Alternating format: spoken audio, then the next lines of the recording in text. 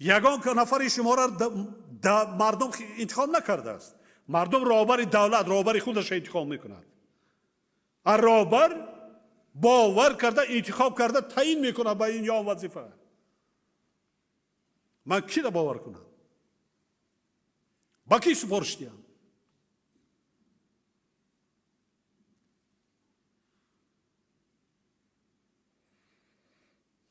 من دارم معلوم، من به دلیل نگفته ایستادم.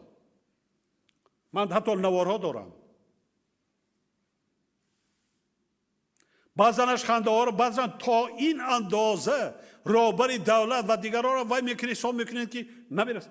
حالا زمانی هست که دیگر پنهان کردن نمیشود. یگان چیزه. برای چی من شفافیت گفته ایستادم؟ فعالیت کاری ما شما از رهبر دولت سرکرده برای مردم آینه برای معلوم باشد. مردم باید داند درآمد و برآمد و زندگی و حرکتی ما شما خدمتچیان دولتی را.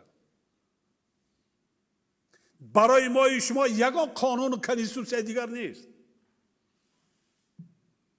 کنستیتوسیون یک است.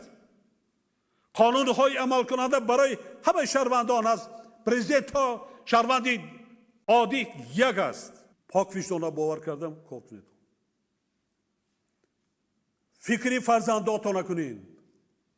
لیکن شما سوگند یاد کردین، راه همین راه انتخاب کردین که صادقانه خدمت میکنین، کار میکنین.